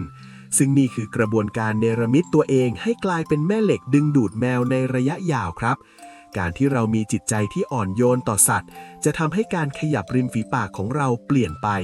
และนั่นคือสิ่งที่เจ้าเหมียวเฝ้ามองหาจากมนุษย์ที่จะมาเป็นเพื่อนร่วมชีวิตของเขาครับความมหัศจรรย์ของริมฝีปากที่ถูกแมวเลือกคือความสอดคล้องระหว่างเสียงที่พูดและใจที่คิดครับหากเพื่อนๆมีลักษณะหน้าตาที่ดูใจดีและพูดจาอ่อนหวานเป็นทุนเดิมอยู่แล้วและมีนิสัยที่เป็นผู้ให้อย่างสม่ำเสมอพลังงานแห่งความร่มเย็นจะแผ่ออกมาจนแมวสัมผัสได้พวกเจ้าเหมียวจะมองเห็นออร่าของพลังงานที่สดใสรอบตัวเราพวกเขาจะรู้สึกว่าการได้ยินเสียงเรียกและได้มองเห็นรอยยิ้มของคุณคือการเติมพลังงานดีๆให้กับตัวเขาเองด้วยเช่นกันดังนั้นการที่แมวมาอยู่ด้วยจึงไม่ใช่เรื่องของความบังเอิญแต่มันคือการจับคู่พลังงานที่เข้ากันได้อย่างสมบูรณ์แบบระหว่างมนุษย์ที่มีความรักเหลือเฟือผ่านคำพูดกับสัตว์ที่ต้องการได้ยินเสียงแห่งความเมตตาที่นิ่งสงบ การมีโง่เห้งริมฝีปากที่อิ่มเอิบและน้ำเสียงที่ไพเราะยังส่งผลดีต่อการทำงานและการสร้างฐานะในชีวิตประจำวันด้วยนะครับ เพราะลักษณะใบหน้าที่ดูยิ้มแย้มและน้ำเสียงที่น่าฟังจะทำให้ผู้คนรอบข้างรู้สึกไว้วางใจและอยากเข้ามาทำงานด้วยไม่ต่างจากที่น้องแมวรู้สึกเลยครับ เมื่อคนเชื่อถือในคำพูดโอกาสทางการงานและการเงินก็จะหลั่งไหลเข้ามาได้ง่ายขึ้นตามความเชื่อที่ว่าปากพารวยนั่นเองครับ ดังนั้นการดูแลหัวใจให้ดีเพื่อให้สะท้อนออกมาเป็นน้ำเสียงที่นุ่มนวลและรอยยิ้มที่สดใสจึงเป็นการลงทุนกับตัวเองที่คุ้มค่าที่สุดเพราะผลลัพธ์ที่ได้คือทั้งมิตรภาพจากคนรอบข้างและความรักอันบริสุทธิ์จากเหล่าแมวน้อยที่จะพากันเดินเข้ามาเปลี่ยนโลกของเพื่อนๆให้สดใสกว่าเดิมในทุกๆวันครับรอยยิ้มที่สวยที่สุดในสายตาของแมวไม่ใช่รอยยิ้มที่จัดแต่งไม่อย่างเพอร์เฟกต์แต่คือริมฝีปากที่ยิ้มออกมาจากความเมตตาที่อยู่ภายในใจครับยิ่งเพื่อนๆคลัดเกลาจิตใจให้สะอาดและเต็มไปด้วยความหวังดีต่อผู้อื่นมากเท่าไหร่โง่เห้งปากและน้ำเสียงก็จะยิ่งดูมีเสน่ห์ที่ลึกซึ้งและดึงดูดสิ่งดีๆเข้ามาหาชีวิตมากขึ้นเท่านั้นและหนึ่งในสิ่งดีๆที่จะตามมาแน่นอนคือมิตรภาพอันแสนพิเศษจากเหล่าแมวน้อยที่จะพากันเดินเข้ามาเปลี่ยนบ้านของเพื่อนๆให้กลายเป็นสถานที่ที่เต็มไปด้วยเสียงครางครืดๆของความสุขพลังของริมฝีปากที่ดูผ่องใสจะช่วยเปิดประตูต้อนรับทุกความเฮงและความสุขให้ก้าวเข้ามาอย่างไม่ขาดสายเพียงแค่คุณเริ่มต้นจากการเป็นผู้ที่มีคำพูดที่กว้างขวางและมีน้ำเสียงที่พร้อมจะโอบอุ้มทุกชีวิตนั่นเองครับลองสังเกตการเปลี่ยนแปลงของน้ำเสียงและริมฝีปากตัวเองดูนะครับในวันที่เพื่อนๆรู้สึกมีความสุขและได้ทำประโยชน์เพื่อผู้อื่นเสียงจะดูมีความกังวานและริมฝีปากจะดูนุ่มนวลขึ้นอย่างเห็นได้ชัดความนุ่มนวลนี่แหละครับคือรหัสลับที่น้องแมวใช้ในการตัดสินใจว่าคนคนนี้ล่ะคือคนที่ฉันเลือกจะฝากเสียงเรียกเมียวเมียวไว้ด้วยเมื่อเรากลายเป็นผู้ที่ถูกเลือกแล้วความอบอุ่นที่ได้รับจากเจ้าเหมียวจะช่วยปลอบประโลมใจและทำให้คุณกลายเป็นคนที่มีโง่เห้งแห่งความโชคดีอย่างแท้จริงซึ่งพลังแห่งความสุขนี้จะแผ่ขยายไปทุกเรื่องในชีวิตทั้งเรื่องความสัมพันธ์การเงินและความมั่งคั่งเพราะความร่มเย็นที่ออกมาจากคำพูดจะดึงดูดทุกความสำเร็จเมื่อวางไว้ตรงหน้าคุณเองโดยธรรมชาติครับลักษณะริมฝีปากและน้ำเสียงจึงไม่ได้เป็นเพียงเครื่องหมายของการเจรจาในตำราโง่เฮงเท่านั้นแต่มันคือสัญลักษณ์สากลของความเป็นมิตรที่แมวทั่วโลกเข้าใจตรงกันการมีรูปปากที่ดูผ่อนคลายและน้ำเสียงที่สงบคือการเตรียมพร้อมจะเป็นรังที่อบอุ่นให้กับสิ่งมีชีวิตที่น่ารักอย่างแมวเมื่อเราทำหน้าที่เป็นผู้มอบความรักผ่านเสียงและรอยยิ้มที่ดีลักษณะใบหน้าของเราก็จะยิ่งดูมีบารมีและมีสง่าราศีขึ้นในทุกๆวันที่ผ่านไปครับความสุขจากการที่แมวเดินเข้ามาหาคุณเพื่อฟังเสียงเรียกของคุณคือรางวัลที่ล้ำค่าที่สุดที่หาซื้อไม่ได้ด้วยเงินทองแต่นำมาด้วยโง่เห้งแห่งเมตตาธรรมที่คุณสร้างขึ้นมาจากคำพูดที่แสนดีในหัวใจของคุณเองครับทุกถ้อยคำที่ได้รับการกรองด้วยความรักและทุกรอยยิ้มที่ส่งผ่านริมฝีปากกระจับจะกลายเป็นพื้นที่แห่งความอุดมสมบูรณ์ที่พร้อมจะดึงดูดโชคลาภมหาศาลและหนึ่งในโชคลาภที่มหัศจรรย์ที่สุดคือการได้เป็นเจ้าของหัวใจแมวนั่นเองครับความสัมพันธ์ที่สื่อสารกันผ่านคลื่นเสียงแห่งความนุ่มนวลนี้จะช่วยสอนให้เราเข้าใจถึงความลับของความสำเร็จว่าความร่ำรวยที่แท้จริงเริ่มต้นจากการมีวาจาศักดิ์สิทธิ์ที่เต็มไปด้วยความรักและนั่นคือพลังที่ซ่อนอยู่ภายใต้ริมฝีปากและน้ำเสียงที่เปี่ยมไปด้วยเมตตาของทุกคนครับหากเริ่มฝึกฝนและดูแลจุดนี้ให้ดีก็จงเตรียมตัวต้อนรับสมาชิก4ขาที่จะพากันเดินเข้ามาเปลี่ยนชีวิตให้เต็มไปด้วยความเห่งและความสุขตลอดไปครับเพราะเสียงแห่งความใจดีของคุณนั่นเองจะเป็นกุญแจสำคัญที่เปิดใจเจ้าเหมียวทุกตัวให้เดินเข้ามาหาคุณอย่างแน่นอนครับในวันที่ก้มมองกระจกแล้วเห็นรอยยิ้มที่มาจากใจเห็นริมฝีปากที่ยกขึ้นจากการส่งมอบกำลังใจให้ผู้อื่นให้รู้ไว้เลยว่าโง่เห้งคนรวยที่แมวหลงรักกำลังทำงานอย่างเต็มที่แล้วล่ะครับ ความโชคดีไม่ได้อยู่ที่ไหนไกลเลย แต่อยู่ที่ว่าเราจะใช้ประตูแห่งขุมทรัพย์ หรือปากของเราคู่นี้ สื่อสารความสวยงามของชีวิตออกมาได้มากน้อยแค่ไหน เมื่อคำพูดของเราคือความอบอุ่นสำหรับน้องแมว โลกใบนี้ก็จะตอบแทนเราด้วยน้ำเสียงแห่งความสำเร็จ และความมั่งคั่งที่แสนวิเศษเช่นกันครับ เชื่อไหมครับว่าใบหน้าของคนเราไม่ได้ถูกกำหนดมาให้คงที่หรือหยุดนิ่งไปตลอดชีวิต แต่โงเห้งที่ดึงดูดทั้งโชคลาภและความรักจากเจ้าเหมียวนั้น สามารถสร้างและปรับเปลี่ยนได้จากสิ่งที่อยู่ลึกที่สุดในหัวใจของพวกเราทุกคนครับ มีคำกล่าวที่ว่า ใจเป็นนายกายเป็นบ่าว ซึ่งเป็นความจริงที่พิสูจน์ได้ผ่านมวลกล้ามเนื้อบนใบหน้า และการแผ่รังสีของพลังงานรอบตัว คนที่เริ่มต้นจากการปรับจูนภายในให้มีความเมตตาและความสงบนิ่ง วันหนึ่งใบหน้าจะค่อยๆเปลี่ยนแปลงไปในทางที่ดูนุ่มนวลขึ้น และเมื่อนั้นเองครับที่คุณจะกลายเป็นผู้ที่ถูกเลือกในระบบที่คนรักแมวทั่วโลกเรียกกันว่า ระบบสุ่มแมว หรือที่ภาษาอังกฤษเรียกว่า The Cat Distribution System ซึ่งเป็นกลไกลึกลับของจักรวาลที่จะส่งเจ้าเหมียวมาให้ถึงหน้าประตูบ้านของคนที่มีวาสนา และมีพลังงานที่เหมาะสมสอดคล้องกันอย่างน่าประหลาดใจ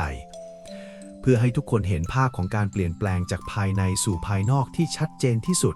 ผมขอเล่าเรื่องของรุ่นพี่คนหนึ่งที่ชื่อว่าพี่เอกครับ พี่เอกเคยเป็นนักธุรกิจที่ทำงานหนักมาก เคร่งเครียดกับตัวเลขและเป้าหมายตลอดเวลา ลักษณะใบหน้าของพี่เอกในตอนนั้นจะดูค่อนข้างแข็งกระด้าง แววตาคมกริบแต่ดูแห้งแล้ง และริมฝีปากมักจะเม้มแน่นอยู่เสมอเพราะความกังวลลึกๆ พี่เอกเคยบอกกับผมว่า ในตอนนั้นไม่เคยคิดจะเลี้ยงสัตว์เลย และที่สำคัญคือไม่เคยมีแมวตัวไหนเดินเข้าใกล้พี่เอกเลยสักครั้งเดียว แม้แต่แมวบ้านเพื่อนที่ว่าเชื่องที่สุดก็ยังพากันวิ่งหนีเมื่อเห็นหน้าพี่เอกจนกระทั่งวันหนึ่งพี่เอกล้มป่วยหนักจากการทำงานเกินตัวช่วงเวลาที่ต้องพักฟื้นยาวนานทำให้พี่เอกเริ่มหันมาฝึกสมาธิและหันมามองโลกในมุมที่ช้าลงพี่เอกเริ่มใช้เวลาว่างในการแบ่งปันอาหารให้สัตว์จรแถวบ้านโดยไม่ได้หวังผลลัพธ์อะไรกลับมาเลยครับสิ่งที่น่าอัศจรรย์ใจคือเมื่อใจของพี่เอกเริ่มเย็นลงพลังงานที่แผ่ออกมาก็เปลี่ยนไปอย่างสิ้นเชิงครับกล้ามเนื้อใบหน้าที่เคยเคร่งเครียดเริ่มคลายตัวโหนกแก้มที่เคยดูแหลมสูงก็ดูอิ่มเอิบขึ้นจากการที่พี่เอกยิ้มบ่อยขึ้นแววตาที่เคยแข็งกร้าวก็เปลี่ยนเป็นดวงตาที่ดูฉ่ำน้ำและอ่อนโยนขึ้นมาแทนวันหนึ่งในขณะที่พี่เอกกำลังนั่งพักผ่อนอยู่ที่ชานบ้านจู่ๆก็มีแมวลายสลิดตัวหนึ่งเดินนิ่งๆเข้ามาหาพี่เอกแล้วกระโดดขึ้นมานอนบนตักอย่างง่ายดายพี่เอกถึงกับน้ำตาซึมเพราะความรู้สึกที่ถูกยอมรับจากสิ่งมีชีวิตที่ซื่อสัตย์ต่อความรู้สึกของตัวเองที่สุดและหลังจากวันนั้นพี่เอกก็มีเจ้าเหมียวตัวอื่นๆแวะเวียนมาหาเรื่อยๆจนตอนนี้บ้านกลายเป็นศูนย์รวมความสุขไปแล้วครับเรื่องราวของพี่เอกพิสูจน์ให้เห็นว่าเมื่อเราเปลี่ยนข้างในโง่เฮงข้างนอกจะปรับตามและโชคชะตาก็จะจัดสรรสิ่งดีๆมาวางไว้ตรงหน้าเราเองโดยอัตโนมัติความลับของคนที่ถูกแมวเลือกคือการเป็นพื้นที่ปลอดภัยครับน้องแมวเขามีประสาทสัมผัสที่พิเศษมากสามารถมองเห็นรังสีหรือคลื่นความถี่ของมนุษย์ได้คนที่มีจิตใจวุ่นวายอารมณ์แปรปรวนจะมีคลื่นพลังงานที่ดูหยักและไม่สม่ำเสมอซึ่งทำให้น้องแมวรู้สึกอึดอัดและระแวงแต่คนที่มีการฝึกจิตให้มีความมั่นคงมีเมตตาธรรมคลื่นพลังงานจะมีความนิ่งและเป็นจังหวะที่นุ่มนวลพลังงานแบบนี้แหละครับที่เปรียบเสมือนดนตรีที่ไพเราะที่ขับกล่อมให้เจ้าเหมียวอยากเดินเข้ามาหาเมื่อรวมกับลักษณะใบหน้าที่ดูอิ่มเอิบและน้ำเสียงที่อบอุ่นคุณก็จะกลายเป็นแม่เหล็กดึงดูดวาสนาที่ยิ่งใหญ่ที่สุดในสายตาของสัตว์โลกและผู้คนรอบข้างในแง่ของความเชื่อเรื่องโชคลาภการที่แมวเลือกมาอยู่ด้วยนั้นคนโบราณท่านเชื่อว่าจะนำความรุ่งเรืองมาสู่บ้านเรือนครับเพราะแมวเป็นสัตว์ที่มีสัญชาตญาณในการเลือกที่อยู่อาศัยที่มีพลังงานลื่นไหลการที่เจ้าเหมียวเลือกคุณนั่นหมายความว่าตัวคุณเองนั่นแหละที่มีพลังงานแห่งความมั่งคั่งที่พร้อมจะเพาะปลูกความสำเร็จให้เติบโตความเมตตาที่คุณมอบให้น้องแมวจะย้อนกลับมาส่งเสริมให้คุณเป็นคนที่มีจิตใจกว้างขวางขึ้นซึ่งนิสัยใจคอที่กว้างขวางนี่เองที่เป็นรากฐานสำคัญของการเป็นมหาเศรษฐียิ่งคุณดูแลสิ่งมีชีวิตเล็กๆด้วยความละเอียดอ่อนคุณก็จะยิ่งมีความละเอียดรอบคอบในการบริหารจัดการชีวิตและงานผลบุญแห่งความรักจะแผ่กระจายไปในทุกเรื่องที่หยิบจับทำให้ทุกอย่างราบรื่นอย่างน่าประหลาดใจเป็นอย่างที่สุดครับ การปรับโงเห้งเพื่อดึงดูดเจ้าเหมียวจึงไม่ใช่เรื่องของการพึ่งพาเข็มหมอเพียงอย่างเดียวครับ แต่คือการขัดเกลาใจ เริ่มต้นจากการหมั่นส่งความปรารถนาดีให้กับสิ่งรอบข้าง ฝึกที่จะเป็นผู้ให้โดยไม่หวังสิ่งตอบแทน เมื่อคุณเริ่มทำจนเป็นนิสัย เซลล์ในร่างกายและผิวพรรณบนใบหน้าจะตอบสนองต่อพลังงานบวกเหล่านั้น ผิวหน้าจะดูผ่องใสขึ้นโดยธรรมชาติ แววตาจะสว่างไสวเหมือนมีประกายแห่งความหวังซ่อนอยู่ และนั่นคือเสน่ห์ที่ไม่มีเครื่องสำอางชนิดไหนทำเลียนแบบได้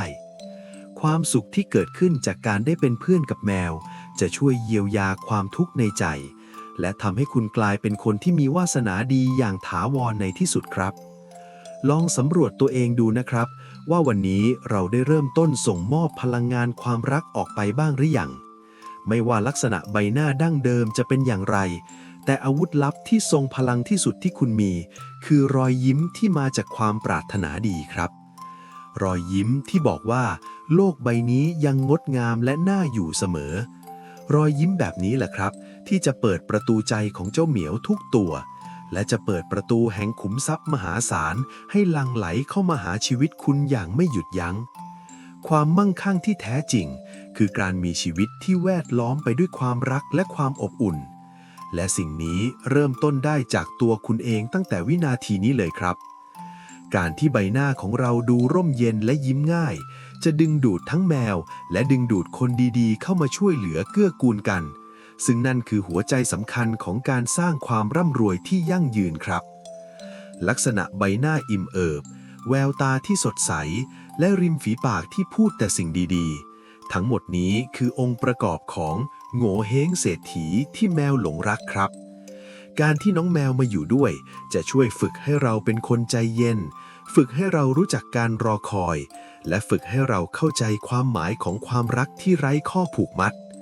นิสัยเหล่านี้แหละครับที่จะย้อนกลับมาขัดเกลาใบหน้าของเราให้ดูมีบารมีและมีสง่าราศีมากขึ้นเรื่อยๆในทุกวันที่ผ่านไปความสุขจากการมีเจ้าเหมียวมาคลอเคลียข้างกายคือรางวัลที่ล้ำค่าที่สุดที่ช่วยยืนยันว่าคุณได้กลายเป็นคนที่มีจิตใจสะอาดและพร้อมที่จะรับผิดชอบชีวิตอื่นได้ยอดเยี่ยมอย่างแท้จริงซึ่งเป็นคุณสมบัติของผู้ที่จะประสบความสำเร็จในระดับสูงของสังคมครับหัวใจสำคัญของเรื่องราวนี้ผมอยากให้ทุกคนจดจำไว้ว่าความงดงามที่แท้จริงคือความงดงามที่ส่งผ่านมาจากภายในครับใบหน้าที่ดูใจดีและมั่นคงจะทำหน้าที่เป็นป้ายประกาศความสุขที่ดึงดูดทุกสิ่งที่เป็นมงคลให้เข้ามาหาตัวเมื่อคุณมีใจที่กว้างขวางเหมือนผืนดินมีสายตาที่อบอุ่นเหมือนแสงอาทิตย์และมีน้ำเสียงที่นุ่มนวลเหมือนสายลมคุณก็จะได้ครองใจทั้งน้องแมวและครองใจผู้คนรอบข้างไปพร้อมๆกันความร่ำรวยและความโชคดีจะกลายเป็นเรื่องที่เกิดขึ้นได้ง่ายดายเพียงแค่คุณเริ่มต้นจากการเป็นพื้นที่แห่งความรักให้กับสิ่งมีชีวิตเพื่อนร่วมโลกอย่างแท้จริงครับทุกรายละเอียดบนใบหน้าตั้งแต่แก้มที่อิ่มเอิบจมูกที่สมบูรณ์ไปจนถึงมุมปากที่ยกขึ้นทั้งหมดนี้คือแผนที่ที่บอกทางไปสู่ความสุขและความมั่งคั่งที่ยั่งยืนครับจงภูมิใจหากคุณเป็นคนหนึ่งที่ถูกแมวเลือกเพราะนั่นคือเครื่องหมายการันตีว่าคุณคือคนที่มีวาสนาดีและมีพลังงานที่ยอดเยี่ยมที่สุดและจงใช้พลังงานนี้ในการสร้างสรรค์ชีวิตให้เจริญรุ่งเรืองต่อไปอย่างมั่นคงนะครับความลับของโง่เฮงที่ดึงดูดแมวได้ก็คือความลับเดียวกับที่ดึงดูดความสำเร็จมหาศาลมาสู่ชีวิตคุณนั่นเองครับการเป็นผู้ที่ถูกแมวเลือกจึงเปรียบเสมือนการได้รับพรที่วิเศษที่สุดประการหนึ่งเพราะมันคือความรักที่ไม่ได้ตัดสินกันที่รูปลักษณ์ภายนอกเพียงอย่างเดียวแต่ตัดสินกันที่เนื้อแท้ของดวงจิตที่สะท้อนออกมาผ่านอวัยวะบนใบหน้าเมื่อไหร่ก็ตามที่คุณสัมผัสได้ถึงเสียงครางคลืดๆในลำคอของน้องแมวที่กำลังนอนซบคุณอยู่นั้นให้รู้ไว้เลยว่าตอนนั้นใบหน้าของคุณกำลังเปล่งประกายโง่เฮงที่งดงามที่สุดและความร่ำรวยที่เป็นสิริมงคลก็จะเจริญงอกงามขึ้นในบ้านของคุณตั้งแต่วินาทีนั้นเป็นต้นไปครับขอให้ทุกคนมีความสุขกับใบหน้าที่เปี่ยมไปด้วยเมตตาและมีความมั่งคั่งที่ยั่งยืนเคียงคู่ไปกับความรักของเจ้าเหมียวตลอดไปครับ การดูแลใจให้ผ่องใสยังส่งผลต่อระบบต่างๆในร่างกายทำให้เราดูอ่อนเยาว์และมีพลังชีวิตที่เต็มเปี่ยมอยู่เสมอครับ เมื่อเรามีความสุขและแบ่งปันความสุขนั้นออกไปผ่านใบหน้าที่ยิ้มแย้มโลกก็จะสะท้อนความสุขนั้นกลับมาหาเราในรูปแบบของโอกาสทางการเงินมิตรภาพที่ซื่อสัตย์และชีวิตที่ราบรื่น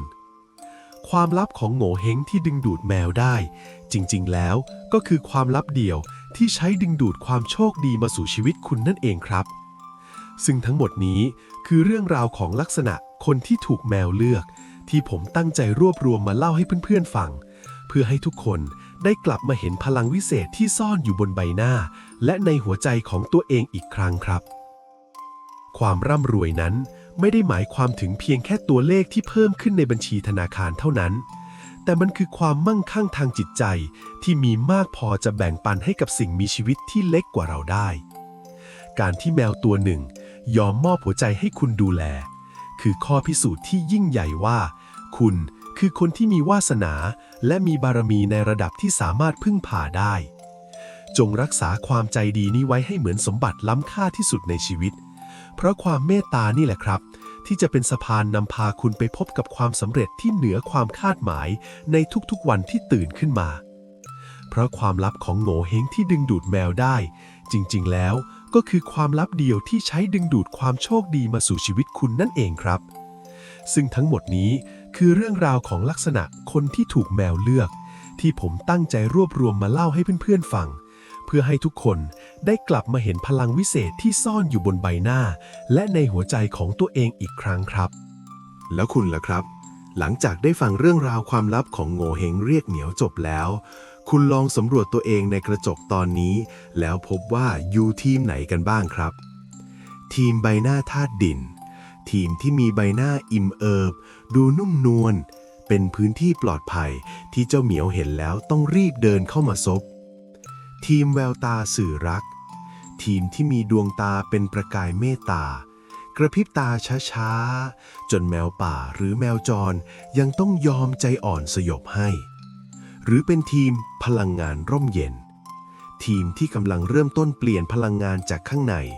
ฝึกความใจเย็นและแผ่เมตตาเพื่อเตรียมตัวเป็นผู้ถูกเลือกจากระบบสุ่มแมวในอนาคตอันใกล้ลองพิมพ์คอมเมนต์บอกเล่าประสบการณ์การถูกเลือกของคุณหรือเหตุการณ์ไหนที่น้องแมวนำโชคลาภมาให้คุณแบบไม่คาดฝันหรือคำพูดเรียกแมวคำไหนที่คุณใช้แล้วรู้สึกว่าเจ้าพวกตัวแสบยอมเชื่อฟังแบบแปลกๆไว้ด้านล่างหน่อยนะครับผมรออ่านเรื่องราวปาฏิหาริย์ที่แสนอบอุ่นของคุณอยู่เสมอและทุกคอมเมนต์ของคุณอาจจะเป็นแรงบันดาลใจให้เพื่อนๆคนอื่นได้เริ่มปรับเปลี่ยนพลังงานของตัวเองเพื่อเปิดรับทั้งความรักและความมั่งคั่งไปพร้อมๆกันถือเป็นการทำบุญด้วยการส่งต่อความเมตตาและพลังงานบวกไปในตัวครับและถ้าคุณคิดว่าเรื่องราวใน EP นี้มีประโยชน์หรือทำให้คุณนึกถึงเพื่อนคนไหนที่ชอบบ่นว่าแมวไม่รักหรือเพื่อนที่กำลังมองหาช่องทางเปลี่ยนดวงชะตาชีวิตให้ร่มเย็นและมีความสุขมากขึ้นอย่าลืมส่งต่อคลิปนี้ไปให้เขาฟังด้วยนะครับเขาจะได้รู้วิธีเปิดประตูขุมทรัพย์ทางอารมณ์เข้าใจพลังที่ซ่อนอยู่ในโง่เฮงและกลับมาภาคภูมิใจในเสน่ห์ที่แสนอ่อนโยนที่เขามีมาตั้งแต่เกิดเหมือนกับคุณถ้าคุณชอบเรื่องเล่าที่ผสมผสานความเชื่อเรื่องโง่เฮงจิตวิทยาพลังงานและความจริงของชีวิตที่เปลี่ยนตามสภาวะจิตใจแบบนี้อย่าลืมกดไลค์และกดติดตามช่องเคยไหมเอาไว้นะครับเพื่อที่คุณจะได้ไม่พลาดเรื่องราวดีๆและเทคนิคการเปลี่ยนดวงที่จับต้องได้จริงก่อนใครจำไว้นะครับว่าใบหน้าของคุณคือป้ายโฆษณาของหัวใจถ้าใจคุณเต็มไปด้วยความเมตตาใบหน้าของคุณจะดึงดูดความสุขถ้าใจคุณสงบนิ่งโลกทั้งใบรวมถึงเจ้าเหมียวก็จะโอบกอดคุณด้วยความรักเรียบร้อยแล้วครับแล้วพบกันใหม่ในตอนหน้ากับเคยไหมพอดแคสต์สำหรับวันนี้ขอให้ทุกคนโง่เฮงดีมีแมวรักและมีความสุขที่ยั่งยืนกันทุกคนสวัสดีครับ